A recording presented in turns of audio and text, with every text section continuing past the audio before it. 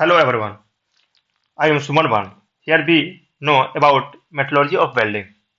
First we know what is welding. Welding is the process of joining two pieces of metal by application of heat. The two parts to be joined are placed together, heated often with the addition of filler metal until they melt and solidify on cooling. The heat may be developed in several ways like combustion of fuel gas and electric arc and other methods. तो building का actual मतलब होता क्या है, building कैसे काम करता है उसको यहाँ पर हम लोग देखते हैं।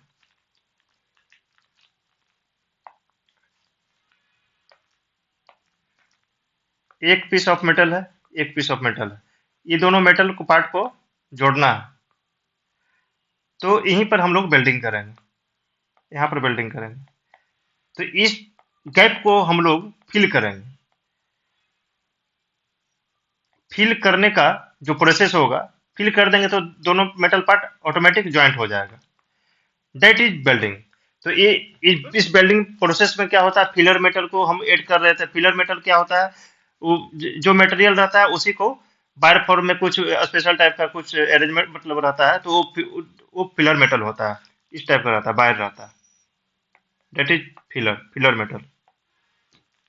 तो इस फिलर मेटल को कुछ ऐसा अरेंजमेंट रहता है हीटिंग का, तो हीट प्रोवाइड करके हीट प्रोवाइड करते हैं, हीट जनरेट करते हैं, और इस उस फिलर मेटल को फ्यूजन होता है, मतलब गलता है, और ये यहाँ पर फिल हो जाता है।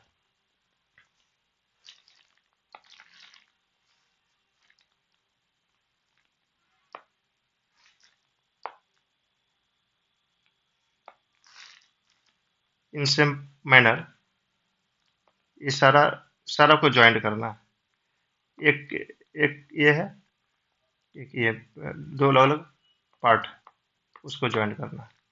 बिल्डिंग प्रोसेस से हम लोग बिल्ड करेंगे।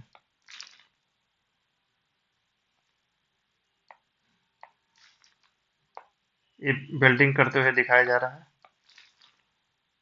दिख रहा है बिल्डिंग करते हुए। ये बिल्डिंग MIG बिल्डिंग प्रोसेस है।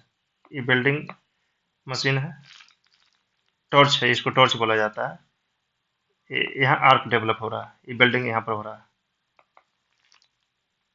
फिलर मेटल, यही फिलर मेटल हुआ।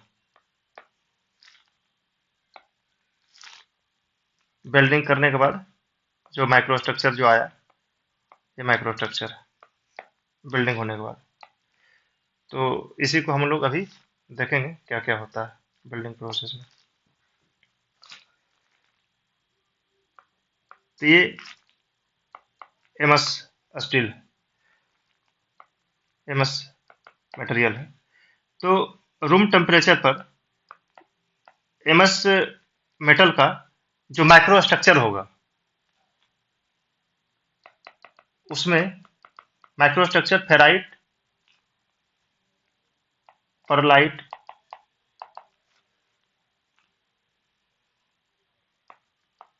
माइक्रो स्ट्रक्चर में ये सब फेज रहेगा।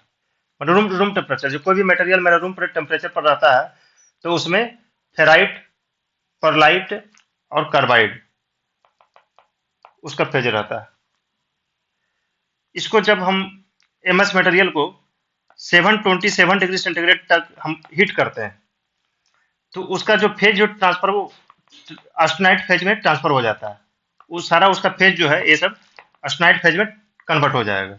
जब ये इसको जब हम कूलिंग करते हैं, तो क्या है कि कूलिंग किस रेट पर कर रहे हैं। यदि कूलिंग हम फास्ट कर दिए, तो इसका जो फेज ट्रांसफर हो जाएगा मार्टेनसाइट प्लस बेनाइट।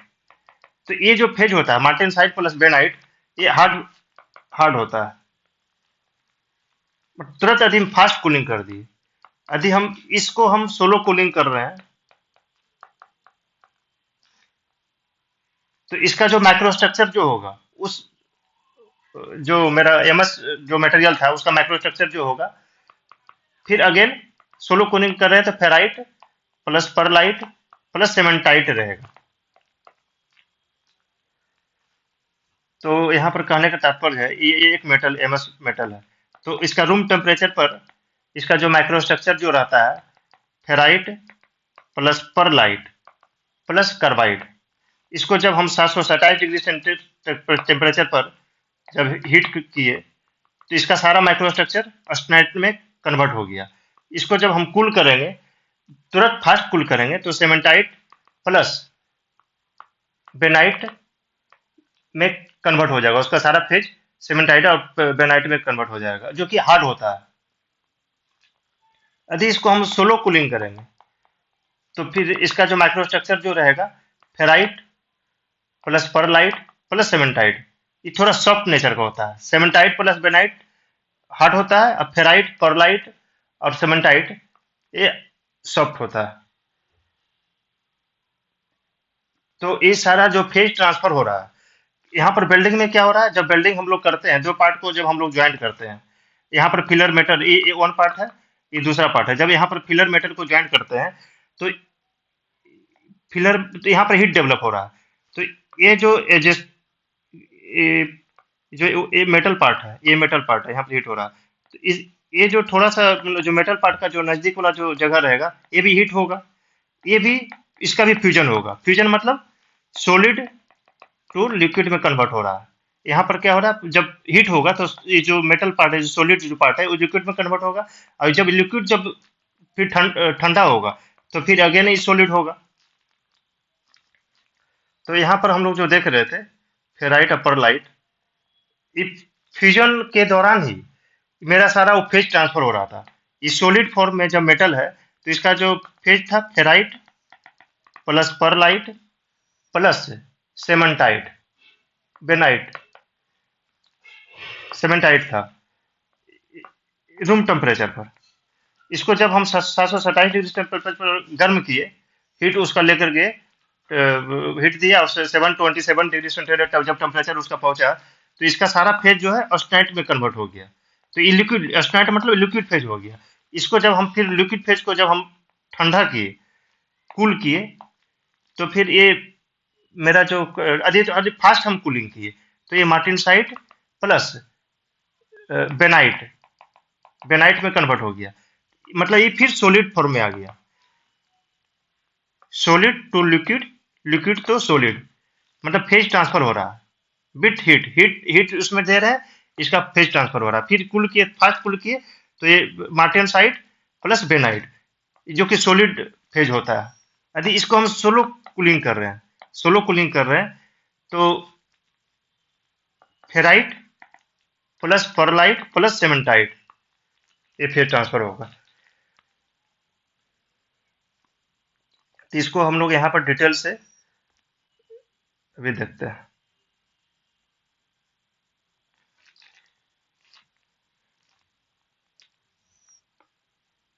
ये जो यहाँ पर दिखाया गया है हीट इफेक्टेड जोन, इसको इधर ही देख लेते हैं।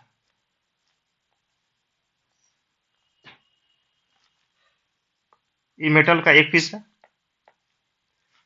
इसको जब हम हीट करना स्टार्ट किए, मतलब यहाँ वेल्डिंग करना स्टार्ट किए, तो कुछ ऐसा यहाँ पर वेल्डिंग हो गया मेरा। ये ये इतना पोर्शन मान लेते हैं कि ये हीट मतलब इसका भी फ्यूजन हो रहा है, मतलब ये भी गल रहा है। ये फिलर मेटल तो गला, ये भी मेटल गला, फिर ये यहाँ तक तो गल गया, फ्यूजन हो गया इसका। तो इसका जो टेम्परेचर जो है इधर भी ट्रांसफर हो रहा है, इधर भी ट्रांसफर हो रहा है। तो जहां तक हीट का इफेक्ट रहेगा तो वो जोन जो है हीट इफेक्टेड जोन कहलाएगा। तो इसी में जो फेज का जो माइक्रोस्ट्रक्चर का जो ट्रांसफॉर्मेशन हो रहा है, उसी को हम लोग यहाँ पर देखेंगे कि मतलब हीट इफेक्टेड जोन में जहां जहां पर हीट गया उसमें किस तरह माइक्रोस्ट्रक्चर जो चेंज हो रहा है उसको यहाँ पर दिखाया गया है। तो ये हीट इफेक्टेड जोन है यहाँ तक। ये L2 L dash M M dash, ये वन पीस ऑफ मेटल है, ये सेकंड पीस ऑफ मेटल है। यहाँ पर फिलर मेटल से इसको हम लोग गला यहाँ पर ज्वाइंट हुआ। तो reason of low unfuse metal, no change in micro structure, मतलब यहाँ से लेकर यहाँ तक हीट का ट्रांसफर हो रहा है, लेकिन हीट स्लो मोशन में आ रहा है, मतलब कम हीट आ रहा है। तो इसमें फेज का कोई ट्रांसफॉर्मेशन नहीं हो रहा, फेज में कुछ चेंज नहीं हो रहा, फेज में सिर्फ चेंज यहाँ पर होगा,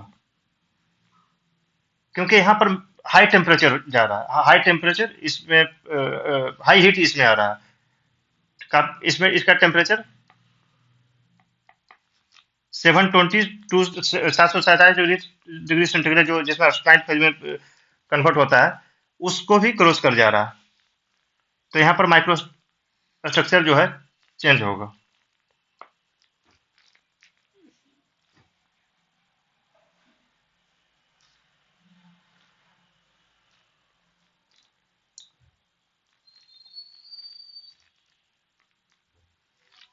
the process which are common in building are as follows.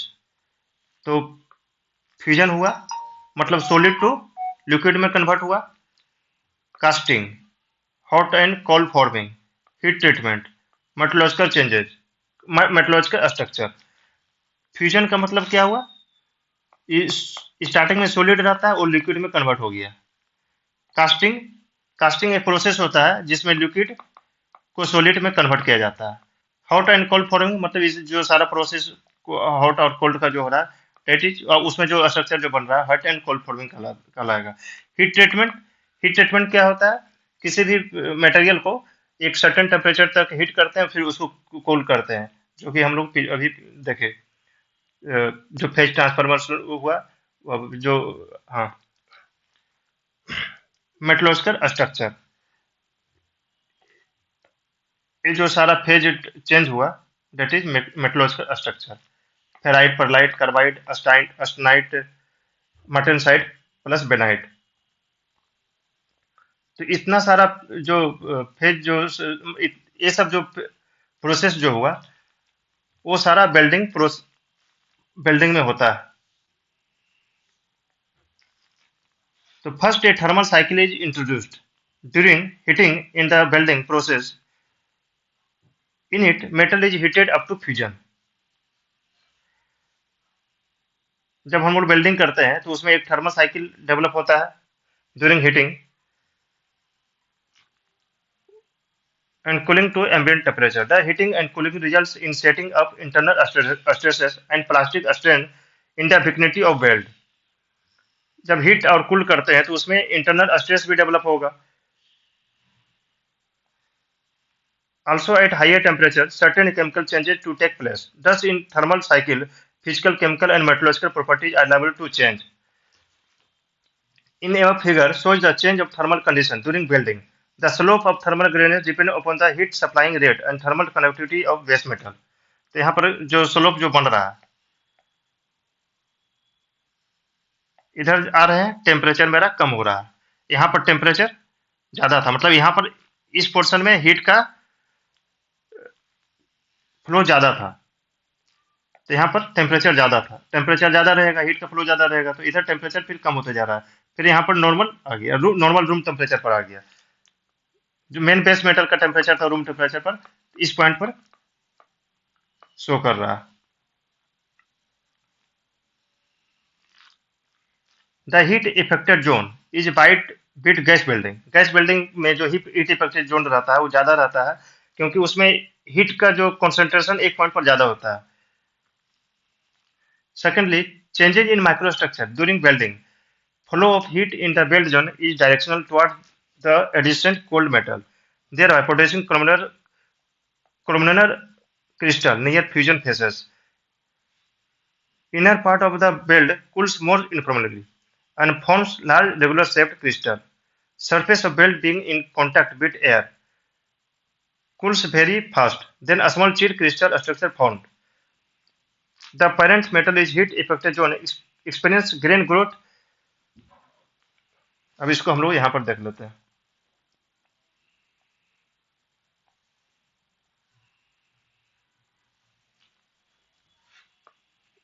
दो मेटल पीस है, इसमें जो ग्रेन जो बन रहा है,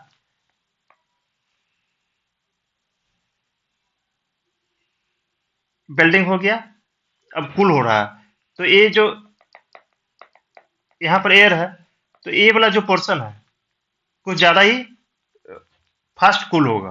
तो इसका जो यहाँ पर जो क्रिस्टल जो बनेगा उसी को बोला बोला गया है लैमिनार क्रिस्टल बन रहा है। फिर यहाँ पर भी इसका जो हीट है इस मेटल पार्ट में ट्रांसफर हो रहा है। तो ये भी जो है कुछ यहाँ पर जो क्रिस्टल जो बनेगा कुछ अलग बनेगा। फिर ये जो बीच वाला जो पोर्शन है इसमें जो है स्लो स्लो कूलिंग होगा। तो इसका जो यहाँ पर क्रिस्टल जो बनेगा कुछ अदर क्रिस्टल बनेगा। यहाँ पर जो बोला गया है सेम चीज इस पोर्शन में चिल्ड आउटर क्रिस्टल, क्योंकि यहाँ पर कूलिंग जो है फास्ट हो रहा है, हवा में जा रहा है हीट। और इस पोर्शन पर हीट जो है मेटल में जा रहा है, क्योंकि यहाँ पर पेरेंट मेटल है। तो इस पोर्शन में कुछ और क्रिस्टल बन रहा है इनसे मैनर दिस। और बीच वाला जो पोर्शन है यहाँ पर कूलिंग जो है स्लो स्लो होगा। तो यहाँ पर क्रिस्टल कुछ और बन रहा है, chilled outer crystal, long elongated columnar crystal side में, और बीच में लार्ज रेगुलर शेप्ड क्रिस्टल, क्योंकि यहाँ पर कूलिंग स्लो हो रहा है और ये हवा के कांटेक्ट में है तो यहाँ पर कूलिंग फास्ट होगा। तो चिल्ड आउटर क्रिस्टल, वो क्रिस्टल का शेप है, फास्ट कूलिंग हो रहा है तो उसको कुछ अलग क्रिस्टल बना, वहां पर अलग माइक्रोस्ट्रक्चर बन गया।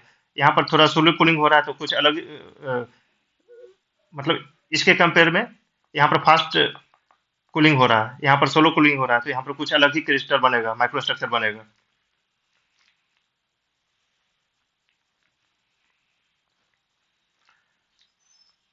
अब इस फिगर में हम लोग देखते हैं, दिस इज फ्यूजन जोन। जब हम लोग बिल्डिंग करते हैं, ये ओरिजिनल वर्कपीस एज है, दैट मीन्स एक मेटल पीस है, एक मेटल पीस है, तो इसका एज जो बनेगा ये ओरिजिनल वर्कपीस एज है।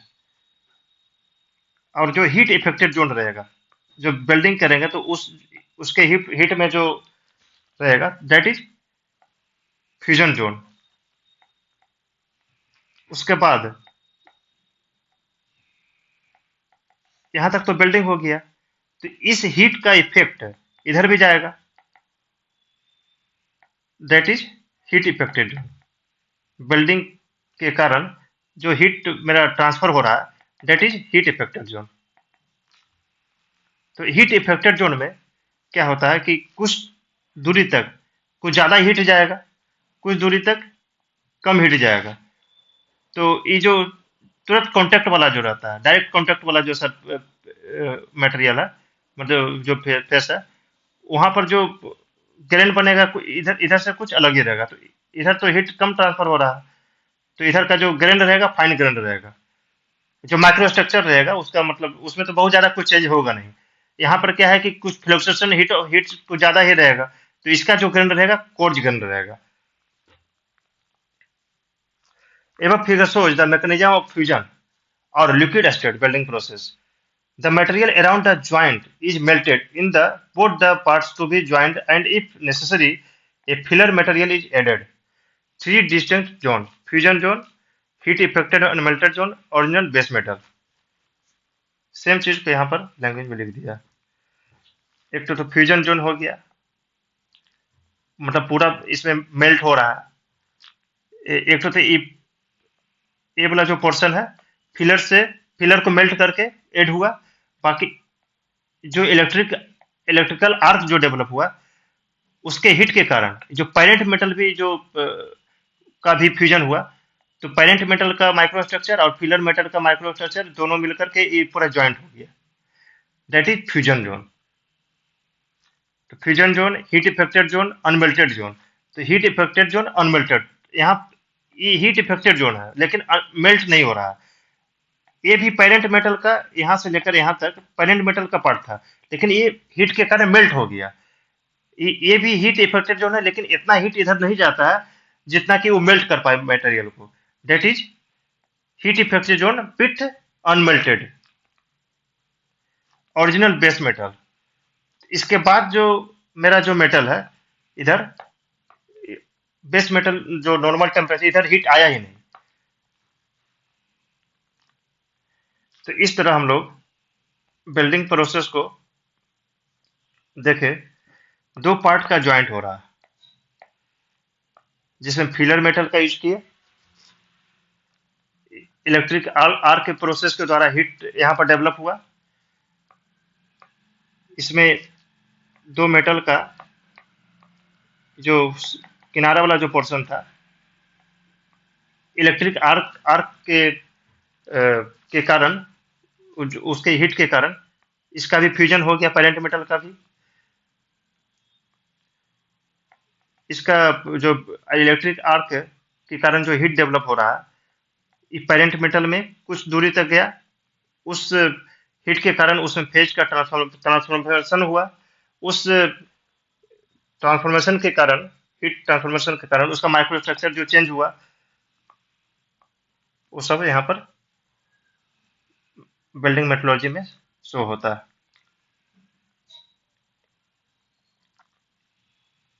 Thank you.